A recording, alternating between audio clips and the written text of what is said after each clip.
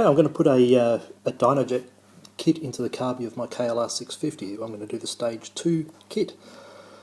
To do the stage 2 you need a performance exhaust. So I've got a Lexx exhaust on mine. You need a performance air cleaner. I've got a K&N, and you need to remove the carburetor from the bike. Remove the seats, the fairings and the fuel tank, and you'll get the carburetor out. Now once you've got it out, you'll need a clean working surface. Make sure it is clean. Make sure you've drained all the fuel from the carburetor as well, because otherwise you'll end up with it everywhere.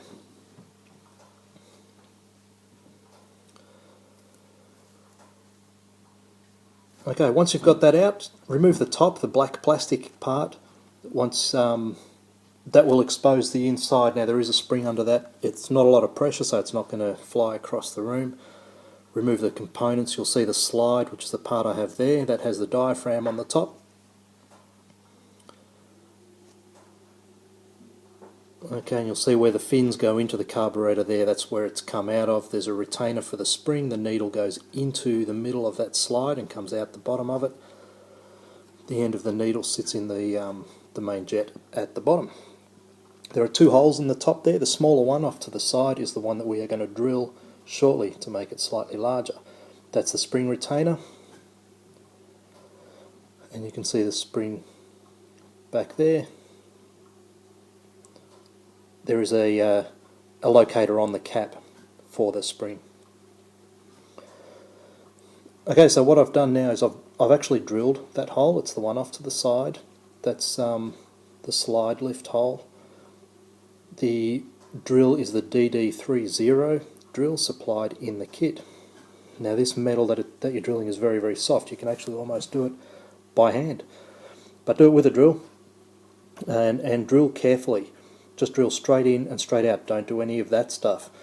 Okay, by doing that you will open the hole too far and you will ruin the job. Once you've drilled, you will need to remove any swath that you've created. All the little metal bits will be at the bottom. You need to get rid of those.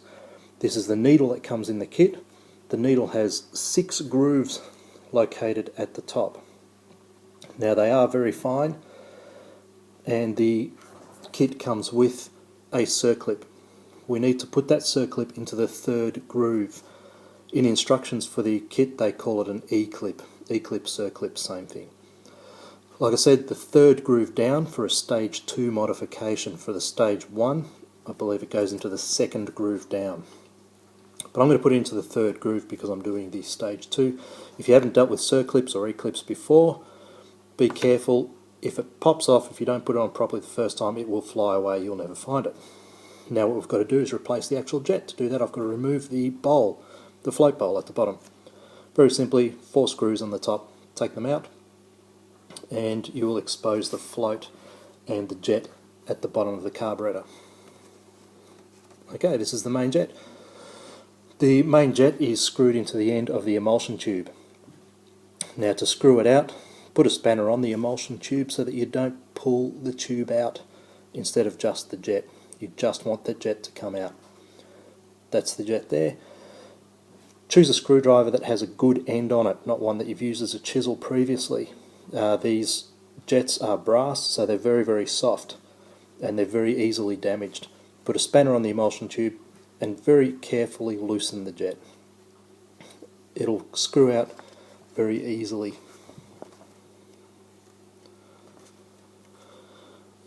Okay, so that's the old jet out and the new jet going in. Now screw it in by hand as far as you can. Get the screwdriver on there.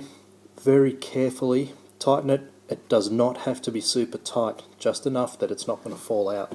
Just be very careful. Like I said, they are easily damaged. That's that part done. Now all we need to do is adjust the mixture. This is the mixture screw here. On some Carbys this will be covered. There will be a cap on this. The kit supplies a wood screw and a drill. If it has a cap on it, drill a hole in the middle, tighten the wood screw into it and pull it out, and that will expose the mixture screw. Now to adjust the mixture, all we're going to do is screw it all the way in using a flat blade screwdriver. You will feel it hit the bottom. Once it does, do not tighten it any further. Okay, that is as far as it should go. If you tighten it further, you will damage it. Now we need to screw it out 2.5 turns. I do that in half turn increments because I find that the easiest way. Once it's out 2.5 turns, we are done. The mod on this Carby is complete. All we need to do now is reassemble. Reassembly is the reverse of disassembly. Now, 4 screws in that bottom float bowl and the plastic cap on the top. Remembering how everything went in there, the spring goes in, the jet goes in, the retainer goes in, and the slide goes in first of all, of course. We are now done. Make sure when that cap goes on that the diaphragm is properly seated. It's very easy for that diaphragm to pop out. You will know if it has done that. And this is me starting my KLR650 with the mod complete. Okay, all it's left to do is put the seat fairings back on and take it for a ride. Thank you.